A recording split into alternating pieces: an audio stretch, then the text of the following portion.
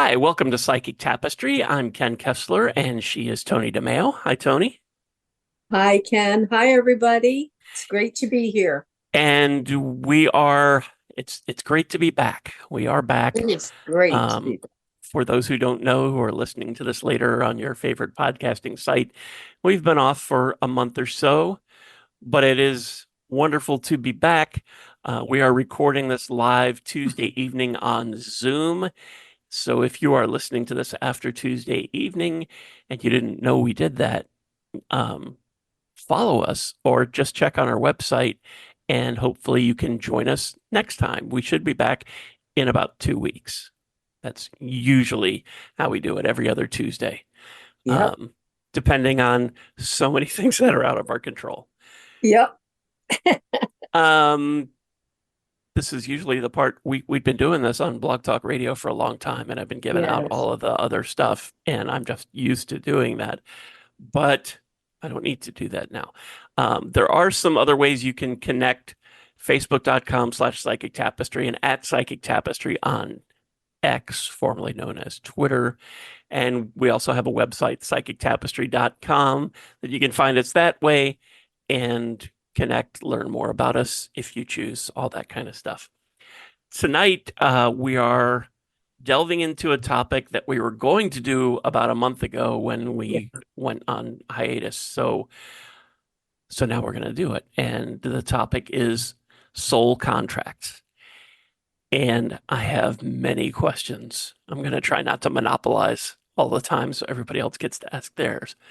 But but I get to start. So, Okay. Okay. Toni, let's Yes. start with the basics. What is a soul contract? Well, I've got several different definitions, and there are several different types of contracts. But we'll just start with the basic concept of a soul contract. Basically, you're in heaven, you're a soul, you've got the word, you're about to reincarnate, you're going to have a body, you got that picked out. And I assume that between God or your higher power and yourself, you're going to flesh out some things that are going to be meant to be, because we come down here for purposes to learn lessons. Earth is a school. It's an amazing learning place, and if you think about it, that's what we're doing all the time. We're being challenged. We're learning lessons, and hopefully, we're growing spiritually, emotionally, mentally, physically, and in every way. But a soul contract is between two souls or people, uh, and it will be fulfilled on earth. So the contract is made in heaven. And many times when you come together for a purpose, but like I said, there are different types of contracts. But some contracts you only come together for one purpose. Like, let's say people get married and they're madly in love, of course, when they first get married, and then they have a couple of kids. And then they realize they really came together to raise these kids. And when the kids are grown, that seems to be the end of their connection. And that contract is over. And that's okay. Society makes a big deal out of it, but the souls are okay. They did what they came to do. And it's okay that they didn't stay together forever. I find that interesting, you know?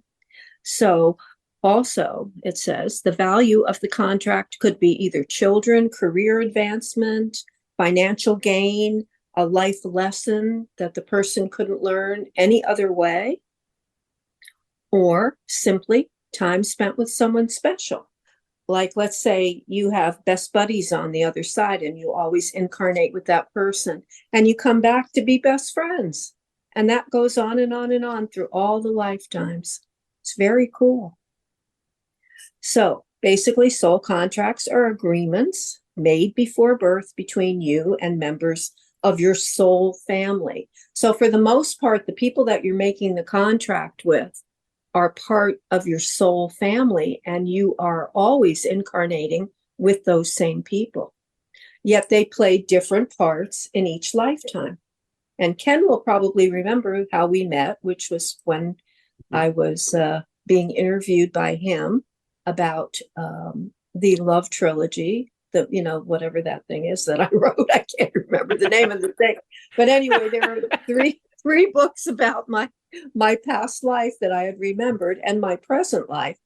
And that was all about soul contracts. That's what my whole book was about.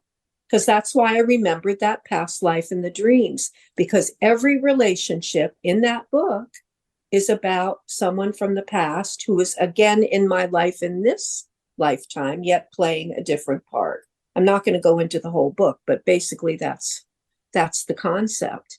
And you are living that very same thing. You just may not be aware of it. Now, in the case of Ken, I know that you were meant to meet Lisa when you did, and that you were meant to come together when you did, and that it's just been an amazing connection for the both of you. It's so perfect. You guys are soulmates, and probably you might even be twin flames. I don't know if you have a sense of that. Do you, Ken? Um, I'm not, I'm not sure. I mean, it feels right, perfect, whatever word you want to. It is perfect, Yeah. yeah. Um, but I go back and forth on the whole twin flame thing. Yeah, Um, me too. Me too. so, It uh, sucks because normally the twin flame thing is a pain because the people don't, one is usually afraid of the other. So you didn't go through that. So yeah. probably you aren't twin flames because it's too good. Your connection is too lovely. Well, Kind of thank you. perfect. Yeah, I can see that. And it's real. So do you have any questions about it? You said you had a bunch of questions. Oh, I have tons of questions, but All right, actually, one of the first yeah, things I want to mention is that it's the heart trilogy. that's it. Thank you. My heart will find you, my heart's adventure, my heart's secret desire. That's right. So, Thank you. I so, blanked out of my books. I'm so tired of it. It really is. Go ahead. um, does this is there a way out of a soul contract? If you're Yeah. here and you feel like Mm-hmm. you've had Yep. it, you're sick of this, and what do you do? Okay. You're allowed to get out of a soul contract because God gave you free choice. And you're allowed always to stop any relationship that's no longer serving your highest good.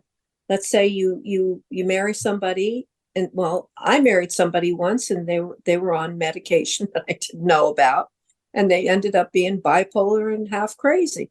And the person made the decision a year into the marriage to stop taking the meds. Well, I stayed 7 years, but then I just, I thought, damn, I can't take this anymore. So I was able to terminate that, and I did it and left on good terms. And that's perfectly fine. I happen to know that's okay. I don't beat myself up over those things, but you know, I have this knowledge that, like Ken and I were both saying, though, we don't even know if any of this stuff is true until we die and go to heaven. But this is the story Right. that we've been taught, so we're going to go with it, and it makes sense. But if the other person isn't fulfilling their part of the contract and you're not being treated right, you can break the contract, and it's fine. I assume you have to do it again in another lifetime. Right. I'm guessing this is why sometimes you get that should I stay, should I go Yep. kind of thing where both of them feel right and both of them feel wrong.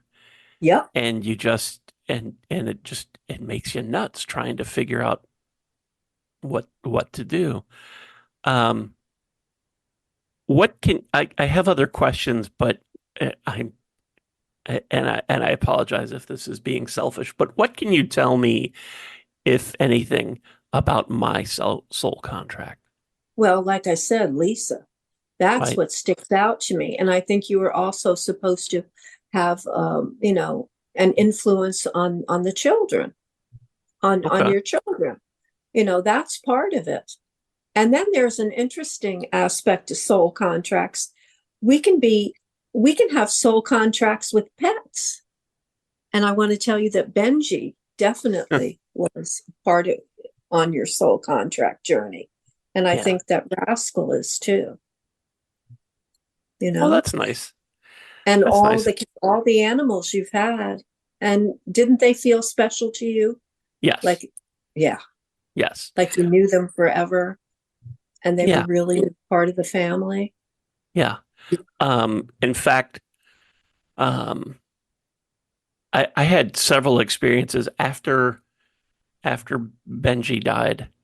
Um, I had several. I remember walking in a little downtown area by some shops, and it was early on a Sunday. Nobody was open, but I looked in, and you see your reflection, and there was Yeah. one shop that I passed by, and I saw my reflection, and I saw him walking with me, Oh, and it and I I love stopped, that.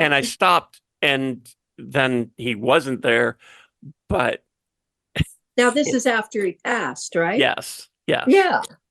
Isn't that And amazing, guys? Oh my God, I love he that. he has not come to me so often, or at least as often that I've noticed after I got Rascal. But the day before I was scheduled to meet Rascal and see if we were going to be a good fit, Rascal was not his name. They Yeah, didn't know what his name was, so they were calling him Rowdy because he was that's pretty rowdy. Yeah. yes. And Benji came to me, and I don't know exactly how he did it because it's not like he was speaking in English or anything, but he somehow let me know that the dog wanted to be called Rascal. Oh, And I thought, okay, this my dead dog has come through to me and told me what the name of my next dog is. That just signed me up for a rubber room. This is crazy. But we went to meet this dog, and the woman who was fostering him gave me his leash to walk him a little, and I hmm. walked away from where she was, 20 yards maybe. And he was walking along, he was not looking at me, and I stopped and I called him Rascal, and his head whipped around and looked at me. And I thought, Wow. I okay, have well, there's some goosebumps. confirmation. I have to take him home. Um, So and Benji knew his real name yeah, or the name that he would respond to. yeah, I am pretty sure this was his name a long time ago. Yeah, Um, I'm also 50-50 that it's actually supposed to be Roscoe, not Rascal, but Rascal's what I heard, and they sound the same, very, very yeah, similar at yeah. least, and he seems fine with it. So, so I like that's that. But one of the things I that. feel very strongly about, and I don't know if this is a soul contract thing or this is just my ego, um, but I feel like this round is my last blast here. That this time I'm here to experience the amazing love that I was lucky enough to find with Lisa. Hmm. That I have been able to help Benji and Rascal, both are senior dogs. So I've been able to help them have a nice last several years of their lives. Been able to help some people, been able to enjoy some things myself. But and I tell Lisa this all the time, I'm not coming back here. This place is too dumb. I'm not. I've just I've just had it. Right. And I don't Yeah. want to sound like um I'm so um, ascended or evolved or anything that I know everything and I have done everything in my past lives that I possibly needed to do and needed to learn. I don't necessarily feel that, but I do feel fed up that Yeah, this is just you're worn out on the earth plane. I get it. yeah, yeah, A lot of people are, yeah. unfortunately, And I because don't humans know. aren't doing so well. Yeah, I don't Yeah. know if And I don't know if that's the kind of thing that is in the contract that just this last time, do this, and then, your punch card's full, you get your free sub, you move on. I don't know if that's um, the Right. kind of thing that is in a soul contract, or if this is just, but it's just an increasing feeling. And it's not just on days when I've had a lousy day and I feel like, you know what? Everything is awful and I've had it. It's not even on good days. Um, when I have amazing pizza, when the weather is great, when I hear all my favorite songs, when work goes smoothly, when I make all the lights, even on great days like that, I'm like, this was a good day. Thank you, because I'm done. Yeah, right. Yeah. Well, from the research I've done on soul contracts, they're mostly about relationships and about love. Because the whole purpose of life, and this is what my daughter Samantha had told me, um, when she's come back from the other side to talk to me, it's all about love. We're here to learn how to love, and we're supposed to not judge others. We're supposed to love unconditionally. That's the ultimate goal. And I think we're asked on the other side in our soul review, were you able to accept love? Were you able to give love? Did you love enough? And it's all about love. I don't know And that's if really, and so the soul contracts are with other souls. So it's about what we're going to do here on earth with these other souls. Sometimes it could be a best friend is all part of a soulmate contract. The animals, the pets and best friends and people that you end up working with, they're all under soulmate relationships. And we have soul contracts with those people. Twin flames are, of course, a part of the soulmate contract, and I have a whole section on that. If anybody has any questions about that, but they are saying that soul contracts are agreements, as we said, made before birth between you and members of your soul family. So in every lifetime, you incarnate with a family, and it can be huge. It's bigger than you think. In your soul family, and you all come down together. And I like to liken it to Shakespeare saying that all the world is a stage and we are all but players on it. I think that the artists and the creatives of this world are sometimes tap into the truth, the underlying truth of how things really work. And I think what he was trying to tell us, probably didn't know it, was that we come here to enact these little playlets and in our real life, it's our real life, but we've predetermined and agreed to have these dramas. Let's say in my case, I had to be cheated on by my first husband because of what I did in the past life, and I had to suffer that feeling of being betrayed and being, having your heart ripped out. But I needed to learn that. And I don't think God makes you learn these lessons. It's your soul that decides that you need to learn that lesson. The soul takes these things on. yeah, we do this to So, ourselves. yep. So the three kinds of soul contracts are positive. And an example of a positive soul contract, let's say you move to a new town and you don't know anybody, and you're walking around, looking at the town, and this lovely person comes up to you, like a lovely lady, and introduces herself and is friendly and outgoing, and you feel like you've known her for a million years. And you realize that the angels or God or whatever you want to say, put that person in your path. Not only are they friendly, but they have everything in common with you. And let's say you're both Reiki masters, and they say, I'm a Reiki master, I'm a Reiki master. And then they get you into the Reiki community, and you realize that was meant to be. But that was actually part of the soul contract that you had with that person. So that's a positive one. If it brings value to your life, helps you along your path. And our soulmates come and help us with our life work because they have the same path, which would be to help others if you're doing spiritual work. And then a negative contract is what I talked about, when you have to have to get your heart ripped out because your soul feels you need to learn that, or you've had a terrible experience, right? It could even be the way that you're killed, and in the end, someone who ends up being murdered, maybe they needed to experience being murdered because of something they had done in a past life, and their soul wanted them to learn it. And the person that kills them is one of their soul family members who are just playing the villain in this particular playlet so that we get to learn our lessons.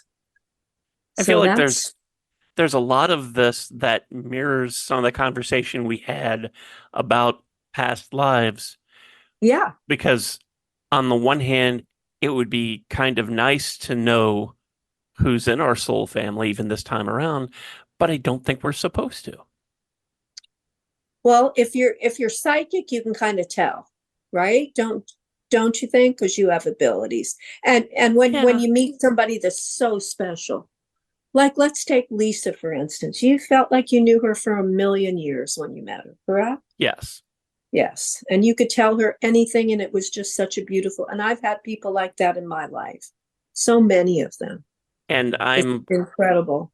I'm also pretty confident, and I don't want to go into too many details because she's not here right now and I don't have her permission to talk about certain things. But I think Right. that we were in a past life together and we knew each other, but things didn't work out for That time. several reasons, um, that particular time.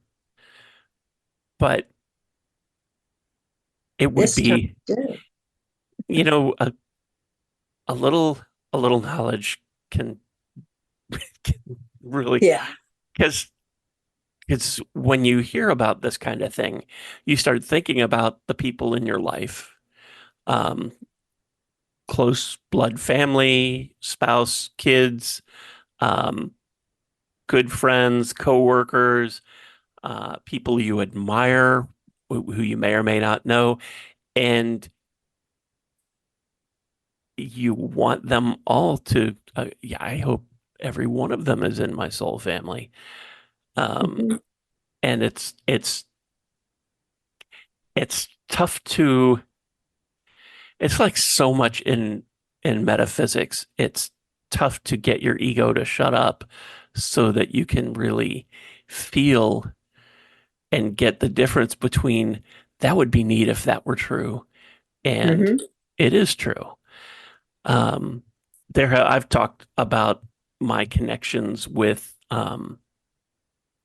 music people a lot, and I feel like there are some who are part of my soul family. Mhm. And it would be kind of neat if they all were, but that doesn't seem quite right to me. But there are a bunch.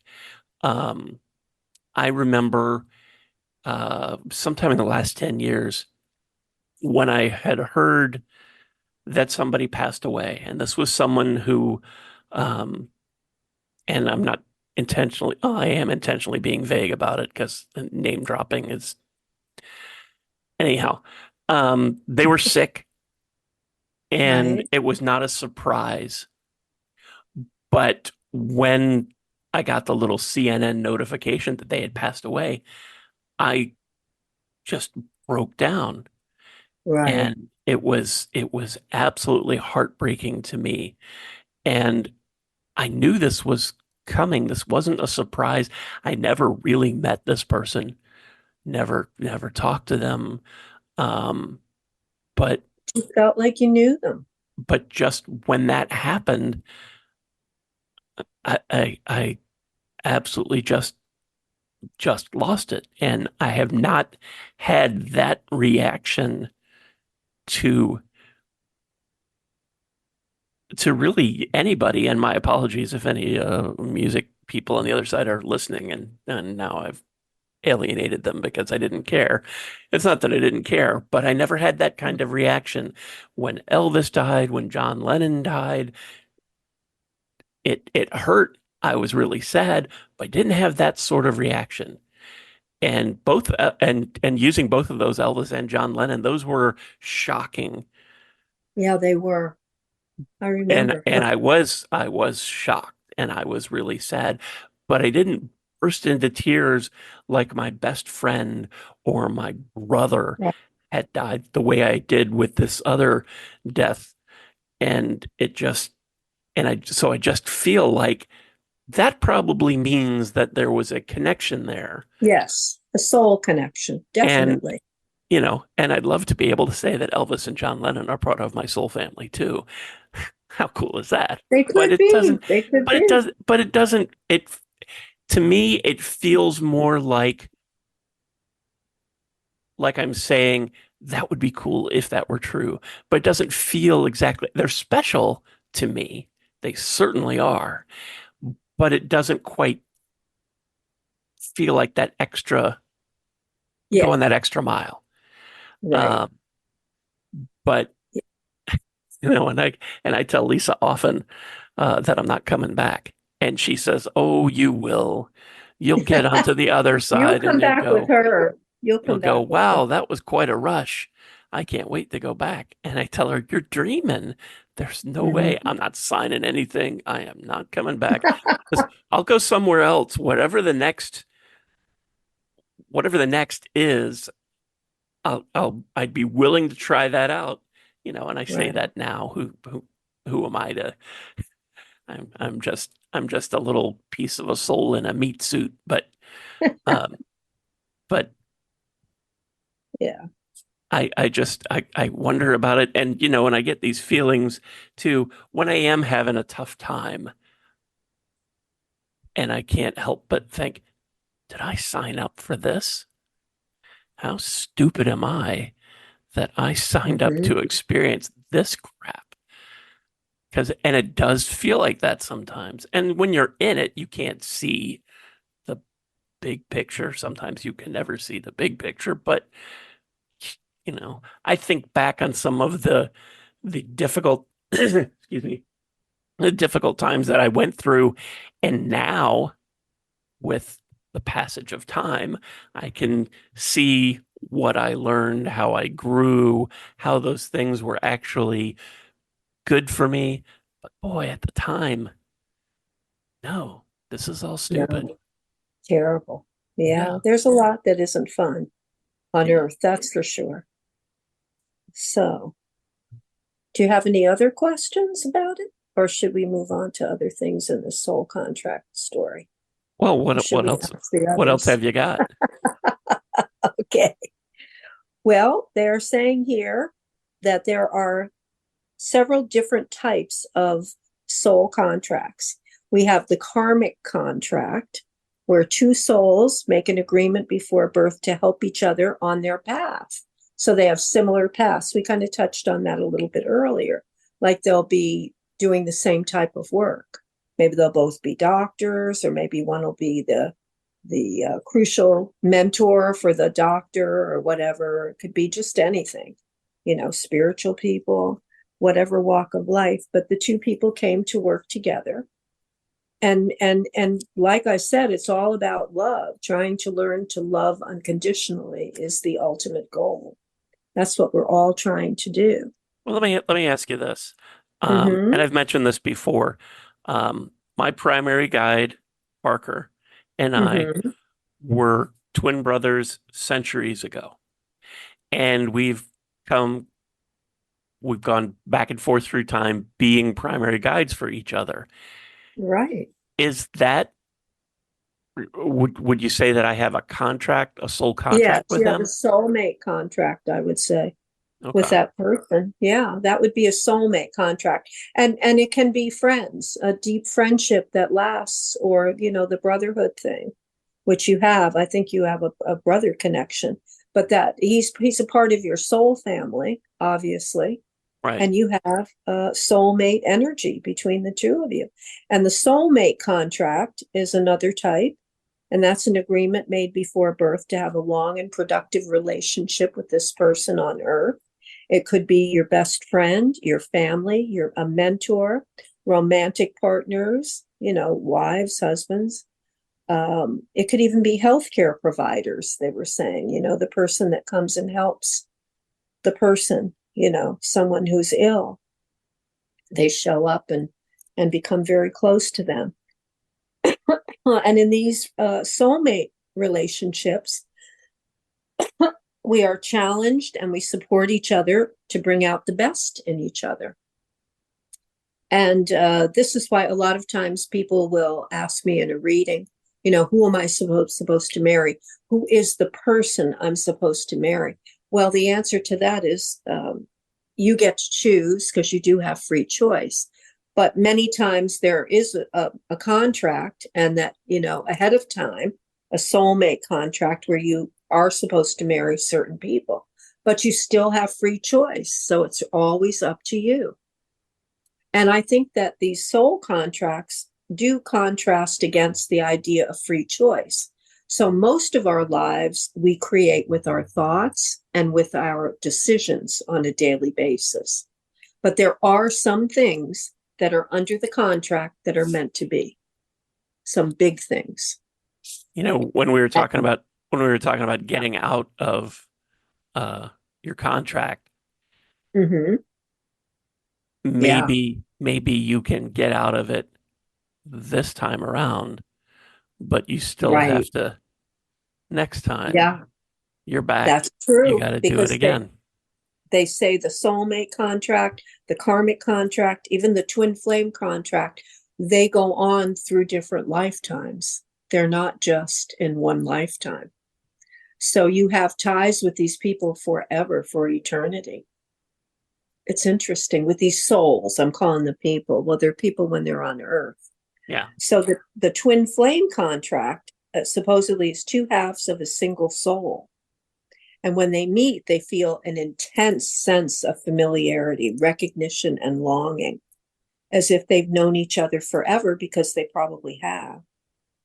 And they're saying then, oh, yes, also a twin flame can enter your dream, even when you're both alive. And I've had that experience.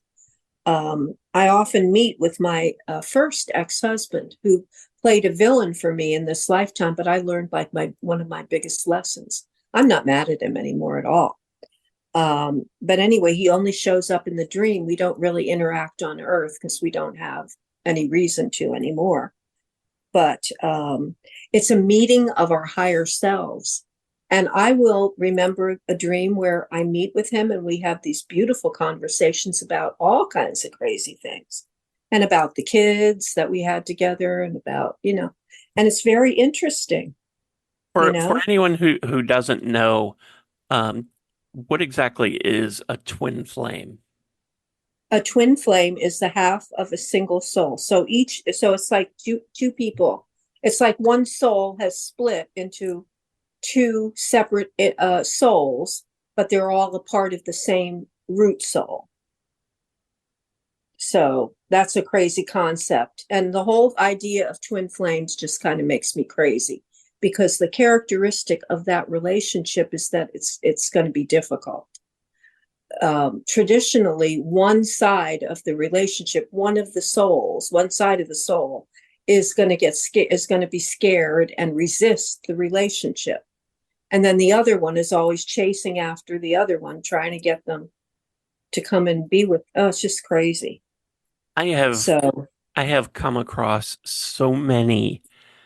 um so many people in metaphysics um who are self-described teachers or other things who use the twin flame thing, and it's almost like, how every once in a while you see somebody who I'll take that curse off you, but we need $500 for a special candle and all this stuff. oh yeah, that's not Um, fair. it almost feels like that, the way some of these people talk about twin flames and how they're going to help you find your twin flame, and the whole thing just leaves a really bad taste in my mouth, because people who are looking for love, who are tired of being alone and want to figure out how to love themselves and how to Yeah. find that special person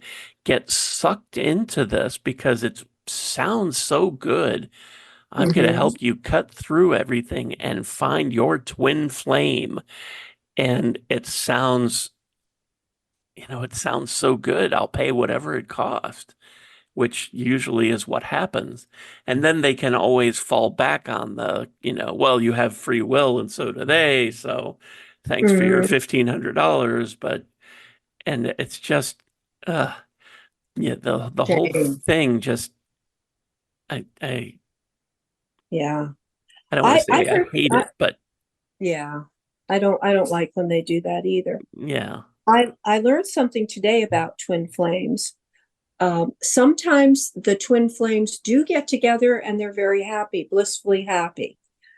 And anybody who's stuck in a twin flame relationship and they're waiting for that person to come back to them or accept them and get on board with it, and stop being afraid, they are saying that the general advice is that if you stop obsessing about your twin flame, if you try to move on and still have a life without them, that will make them then come to you, because twin flames are so connected that you get these gut feelings whenever they're thinking about you, and they can tell when you're thinking about them. But if one of the twin flames decides to move on and accept the fact that it's not working out in this lifetime, the other one then gets panicked, not consciously, but unconsciously, and realizes that energy has been pulled back, and it'll make them then come back to the relationship, and then everything's okay, which is yeah, interesting. yeah. It's Yeah. kind of like all the calls we used to get on Blog Talk Yeah. of when's he coming back? When's he coming back? When's Everybody's he got coming that. back? Yeah. And I've talked to people that are intelligent executives, college professors, whatever, scientists, and they also get hung up on all of that. And I often wonder if maybe the other person, they are so sure that they were supposed to be with this person that they'll like wait 20 years and not have a relationship, waiting for the other person. And I Yeah. think it's because the other person broke the soul contract, and they don't realize that they don't have that contract anymore because of the free choice. The other person broke it and didn't honor it. And I think it's sad when people do wait around for many, many years and not try to have some kind of happiness in their life. Yeah. It's really sad to get hung up on that one person. That can't be healthy. Right. There's another type of soul connection that kind of opens it up for so many other people, that and pets are also in soul ties. Soul ties is what they're called. I think it's similar to soulmates, because it said a soul tie is a strong spiritual or emotional connection between two people or souls that can be more intense than a typical relationship. It can be romantic, platonic. It can last for weeks or decades. So people with soul ties may feel destined to be together and may experience a deep level of empathy and compassion for each other. And they feel in tune with the other person's emotions without them communicating how they feel. So that's when, you just know how your significant other, or your child, or and anybody that you have that soul tie with, you sometimes can really sense their emotions, especially if you're an empath. But it's fascinating to me. So there are so many people that we're connected to and that we're meant to interact with in our lives. It's all meant to be. It's Like a very giant powerful. psychic tapestry, some might say. Yes, Yeah. I love that you came up with that. That is such a perfect uh, description of all of this. I have a kind of a love-hate relationship with the whole idea of soul contracts. Um, Yeah. I feel like, you were talking about how some are one of the big things is about love, being able to give love and Yeah, accept love. And I can, uh, I, I can do that, but the unconditional love thing it's hard. is tough. And I understand it, but Yeah. I can't. I I feel like I could, qualify and say I can do it some of the times with some people, but that's not really unconditional love. I'm putting all kinds of conditions on it. Um, and but I would hate to think that that would make me have to come back and do it again because Oh, yeah. I understand it. I get it. I know what it is. I respect it. I think anybody who can do that is wonderful. That's terrific. Um, and that's one of the things I think most dogs are so high above us because they That's can do right. that. They can Um, do that. Cats could do it if they wanted to, but they don't care. But dogs, dogs can do that, and I think that's great. And I get it. I understand what it is, but even Isn't on that the hardest thing for humans? it is, And not judging is oh, hard not too. judging. Yeah. I there are lots of times where I feel so good about myself because I can do that unconditional love thing.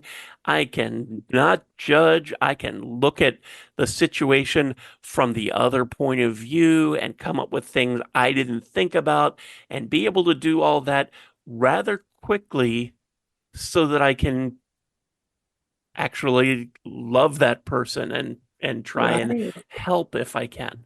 I can do that sometimes.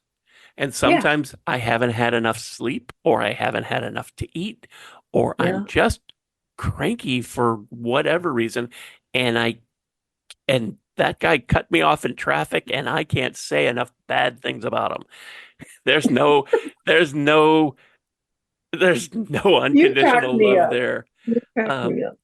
but and I just and It's and I hard. think about things like that, and I don't know that realistically, could I ever get to a point where, all right, that's fine, come right into my lane, that's fine, I love you, man. I don't know that I could ever do that. Do I have to come back until I can? I'm Oh not my sure, but I God. kind of think so. Oh I kind man. of think so. See, that's I why I think don't want to so. come back. I know that's why you don't want to go back. Absolutely traffic. That's why I don't want to come back. But how many people do we really know that that is capable of unconditional love all the time?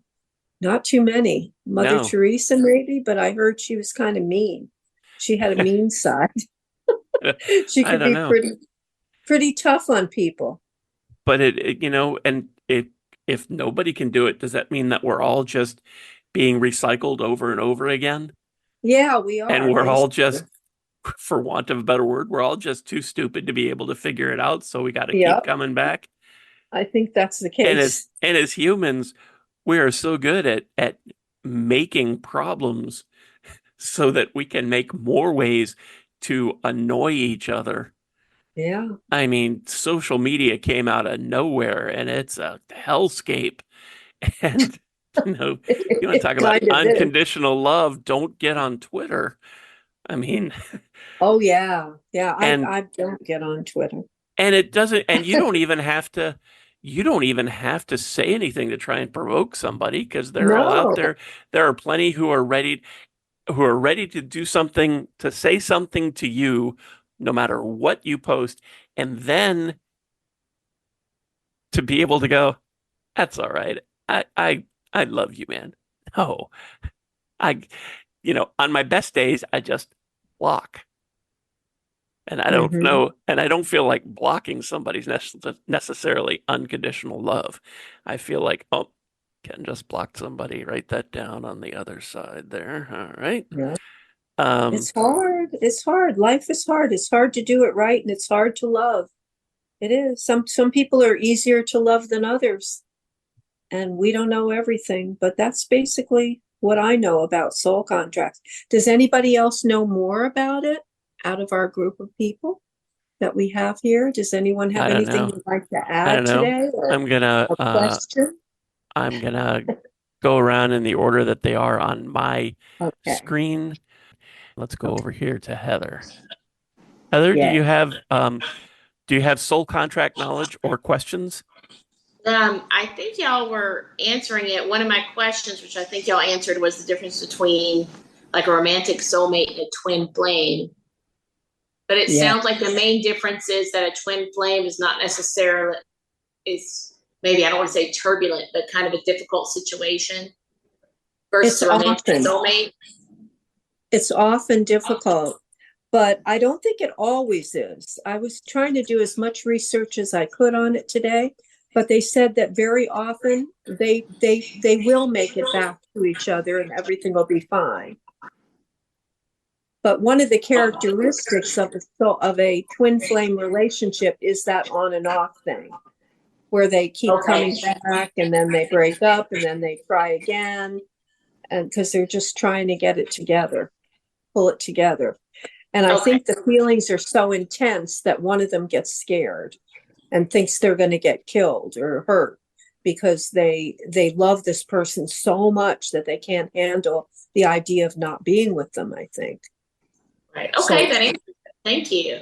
you're welcome. You know, Okay. And I think that's why they're afraid.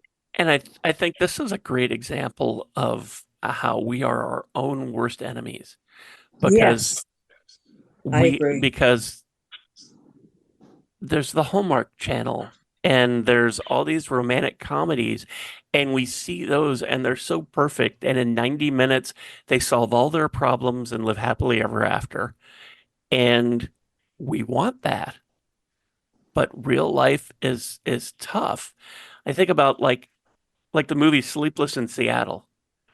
I Um, love the movie. okay, they finally connect at the Yeah, end, and I don't think that I'm a cynic, but I look at that and I'm like, okay, well, they finally connected. She has a great job in Baltimore. He has his own business and a son in Seattle. What are they going to do? Does she she was have to give moving up to her Seattle. job? Absolutely. She She has was to give moved to up her Seattle. job. So does she not end up Yep. resenting him later because she had to Nope. give up her identity and everything? No, because it was true love. Oh, That's my right. favorite movie. She moved to Seattle and I'm sticking to it. Um, Don't mess with Sleepless in but Seattle. but just as an example, we see that and we think, okay, Yeah. it's true love. They have actually never met, never actually had to pay bills together, gone shopping together, moved, any of those big, difficult relationship things they haven't done yet. Because And they had to have been soulmates and they knew each other from past lives right, and they right. knew it was going to So work. we see that and we think, well, that's what I should have. And anytime it gets difficult because you bought the wrong cereal or she threw away your magazine before you finished reading it. And I don't know if anybody reads magazines anymore, but you know what I mean. Sure, they do. Or just it's because relationships get into problems a lot of times over the dumbest, stupid little things that shouldn't matter.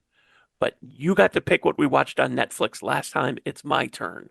I don't want to watch another one of those stupid comedies. I want to watch, with the thing with the aliens and the superheroes and all the blood and whatever. And, but that wasn't in Sleepless in Seattle. They never fought over the remote. So when you get a real relationship and you have those problems and you have seen Sleepless in Too many Seattle movies like and that. you've Yeah, seen the that's movies true. and you've read the books and you've listened to the songs and you want that life and nowhere in any of those things did we have the problems that our relationship is having. And it doesn't have to be, it can be bigger than, you know, fighting over the remote. But I think that's when people start to think, well, obviously this isn't a soulmate thing because we've got a lot of problems and we're fighting. And Tom Hanks and Meg Ryan didn't do that. So True. But I just think we set the bar so high. yeah, You know, you know, I I've studied what makes people stay together because I've been married 4 times and I didn't have that thing. I can't take abuse. I'm not a good abuse victim. I'm not a victim of any kind. And if somebody, I've got deal breakers, but they're pretty extreme. But I did, you know, all 4 husbands hit the deal breakers, and things like infidelity and stuff, and craziness, and yelling in people's faces, things like that, just nastiness that isn't going to change. But I've seen documentaries on what makes long-term married people, and basically, it's very simple. And I think you already know this because you've been married a while. And I believe you're going to be married forever to Lisa. I really do think so because you guys have what it takes. And according to and what all these old people said who had been married for 50 years, they each said the same thing. You have to sometimes let the other person be an idiot and keep your mouth shut and just let them have it. Yeah. And that's what they said. And that's really the key to the whole thing. Sometimes you have to pick your battles, right? yes, That's another way to put absolutely. it. You pick your battles. And it's best just to look the other way and think, okay, he or she is having a bad day, and I'm going to let him have it. And you just don't react, and then let it blow over, and then you get back on track. It's just that simple. And Tiffany, my daughter, came up with another idea about why some people can stay married and others can't. She said it looks to her as if the people that stay together forever and go through all the ups and downs, they make it through infidelity, they make it through everything, they put it back together, they still love each other, they respect each other. They put the marriage first. Divorce is not an option. They have both agreed to that.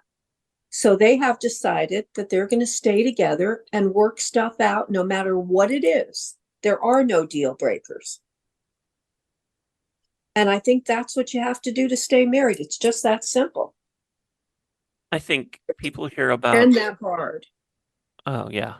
I think people hear about twin flames and they Yeah. watch these movies and they want love, but they really don't know what it looks like or what it looks like for them. You know, I've said so many times, if you're if you're ready or you think you're ready for a relationship, get a legal pad. I'm a Virgo, so Mhm. bear with me. And make a Right. list. Make a list of what the perfect, not perfect, There yeah, is no perfect, perfect. perfect, what the perfect person for you, Yeah. everything that you can think about. And return to this list often. Take as much time as you need to fill up as many pages as you want. Big things, small things. They have a good job. They're kind to animals. They like country music. Um, Vegetarian, maybe. Maybe that's important. Just keep filling that up. And once you get to the point where you can't think of anything else to add, then go back through and cross off the stuff that's not really that important. Does it matter that they have green eyes? Does it really matter?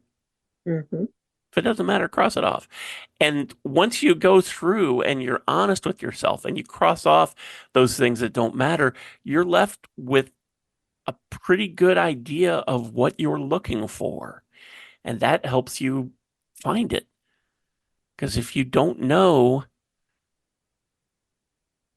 then you're trying to find your twin flame, but all you're attracting are morons. Yeah. Then, Yeah. but Yeah. I think that we put such a high, we set the bar so high that you should never have arguments. Get real. two people being together for a long time, you're gonna disagree about stuff, Oh, and yeah. that's okay. Um, that shouldn't be a deal breaker. Nope. Because if you're looking for somebody who's always going to agree with you, man, that's boring, and that's not going to work either. And I feel like I I'm don't getting, know.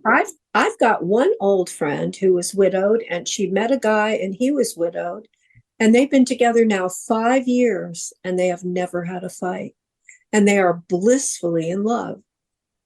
I don't even know what that is. They're just very well matched. I think that he is just very well trained, and he's because she's a little more flighty and more volatile, but I think he's just very loving and he really wants to be with her. So he's very good at looking the other way and letting her sometimes go off the rails. They've never had a fight. And that's fascinating to me. I can't help But they're myself. very loving. I can't Yeah. help myself, but I just feel like I have to say they're too tired to fight. They might be. They're older. They're Yeah, older. They're both in their 70s, but they go dancing. I mean, they're very physically fit. It's not like they're all but decrepit, you know but that, they really love each other. And I think that's beautiful. And you and don't often see that. it's That's not pretty unusual. that's not just a joke that they're too Yeah, tired to fight. With age and experience, you learn to pick your battles. that's it. That's what happened. That's it. and That's it. and it's like, you know what? It's not worth it. That's Watch, right. watch your Hallmark movie. It's That's not worth right. fighting over. Not worth fighting over. It's 90 Uh-uh. minutes. It's 90 minutes. I'll pretend to watch with you, and then we can watch Patton again. You know, Yep, it's that's right. Compromise is very yeah. important too. It Compromise is really is. important, and picking your battles is important. And Yep. I think that we just do a disservice to ourselves. I'm not picking on romantic comedies um, or the books or the songs because I love all that stuff. But I think it should be more entertainment and less a Yeah. diagram on how to live your life or expect to live your life. Well, most kids have had parents, whether their parents stayed together or not. So I think some of us have better role models for marriage or relationships based on how our parents acted, right? And interacted. I think Yeah, that has a lot to do with it. yeah. But we all see the reality of a day-to-day relationship as we grow up. So we get the idea that it is not easy, right? Yes. It's definitely Yes, not easy. Getting a little bit definitely not. off the soul contract thing. Karen, you have any questions? Just possibly on when two souls are just so absolutely opposite, even though they didn't seem to be. I understand the sole purpose was to, create this child, this new soul here in Mhm. the earth. Um, but man, why does it just have to be so stressful? I know. And also see people will sometimes grow at different rates or grow apart. And that Yes. comes down to also to free choice and the daily decisions we make, because we can make decisions not to nurture the relationship at all, or a decision to nurture it. So that plays into it. But and also one person may decide that they just don't want to do this anymore, and they can break the contract. One of the So it, one of it the is things hard. one of the things that I You know? like about opposites attract is that you have so much to share with each other because you're different. You're different, right? And I like you that. so you just have to be willing to be open to different different experiences, different ways of doing things. Doesn't mean one or the other of you is necessarily right, although odds are both think they are. But Yeah, it's true. it if you're willing, if both are willing to share experiences. Um, one of the many problems I had with my ex is that because of the way I grew up, I had very limited experience with international food. Ah, Pizza is not international, but um, but she liked Chinese food. She liked Thai. I had no experience, so I didn't know. I would never suggest having that for dinner because I don't know what I didn't hmm. know anything. And she got fed up with it. I mean, I tried. I went to surprise her with Chinese and I came back with a ridiculous amount of food because I didn't know what to get. So I got a little bit Everything. of a lot of things and she thought that was ridiculous. And then we went for Thai one time and I had no experience. I didn't know what to order. So there Right. was very little patience for that. The difference being that with Lisa, she helped me. She guided me toward things. She said, I think that you would like this or this or this. Why don't you get this one and I'll get this one and you can try both and see. And, so we worked together on that. I was willing to go and we were able to work together. So I don't feel like we're exactly opposites, but this was an experience that was important to her, and it was something that I didn't want to deal with at all.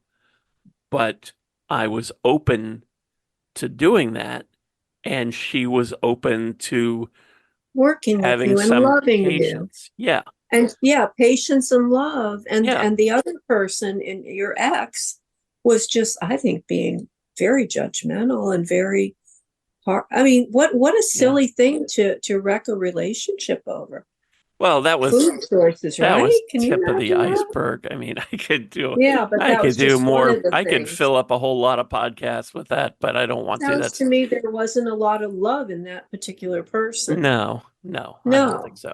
But that's the thing about opposites attract that you have to be open to sharing. Um, I there was this show in the 90s called Mad About You with Paul Oh, I Reiser love. and Helen Hunt. Oh my God, I love that. And one of the things that he said at some point, because they were older when they got together, was, when you're younger, you're there for all the experiences together. When you're older and you get together, you both have so much to share. And he said, I got stories to tell you till we die. So, That's cute. if you're Yeah. open to sharing and willing to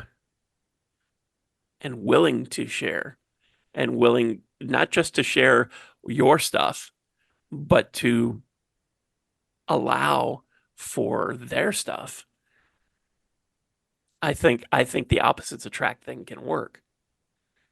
And it But all it comes is, back to love and yes, approaching your relationship with love and yeah, all of our relationships with love. And that's what it's all about. It's about love. And that's what we're here to learn, how to love each other well. And also, not to the detriment of our own selves either. You can't no, give so much that you use yourself up or you don't. right, It has to be a sharing, right? right. Karen, did that sort of answer your question or did it make it worse? No, it answers it. I'm kind of like you. I'm at this point, I'm like, okay, I am over all of these lessons. Yes. Yeah. Come with me And I to would the prefer Andromeda Galaxy. not to, yeah, I would like to be in a planet far, far away. Yeah, as Yeah. long as it's got cats and dogs, I'll be okay. yeah, Yes. yes, Yeah. yes. All right. The Well, animals are the best. They show us unconditional love. What you said, Ken, is so right. yeah. Dogs, animals will show us what unconditional love is. Yeah. And even if they're abused, they'll still love their owner. I've heard that. Yeah. Unbelievable. Well, Rascal is proof of that because he was abused. He gave me a chance. Nobody else gets a chance though. That includes Lisa. Um, Oh, I hope that answered your questions and we shed a little light on soul contracts and Sleepless in Seattle and all the other offshoots of things that we talked about. If you're listening to this on your favorite streaming site, and you come up with questions for about soul contracts that we didn't talk about, connect on social media, facebook.com/psychic tapestry, @psychic tapestry on Twitter. Send us your questions and we will do our best to answer them next time Yeah. around. Yeah. Thanks to everybody who came in and joined us tonight live. Thanks to everybody who's listening to this in the future. And Toni, thank you for giving up part of your Tuesday night to do Well, this. it's wonderful to be here. I wouldn't be anywhere else. Thank you for having me. My pleasure. All right. Thanks again. We will be back 2 weeks from tonight if all goes well. And in the meantime, take care of yourselves and remember to tell those close to you that you love them. And we will talk again.